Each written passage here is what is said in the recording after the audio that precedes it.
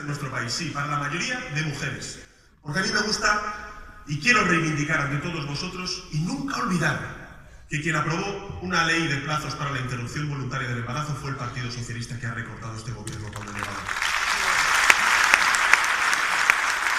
Que nosotros aprobamos una ley de lucha contra la violencia de género y que el Partido Popular ha recortado en una cuarta parte de su presupuesto durante estos últimos 4 años. Que nosotros aprobamos una ley de igualdad entre hombres y mujeres y el Partido Popular lo que ha hecho ha sido imponer una reforma laboral que ha provocado que por primera vez en la historia de nuestro país, mejor dicho, en la historia de nuestra democracia, la población activa femenina sea hoy inferior a hace 4 años.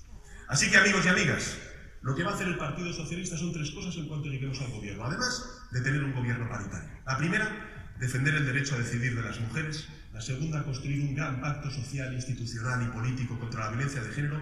Y la tercera, aprobar una ley de igualdad salarial entre hombres y mujeres. Eso lo va a hacer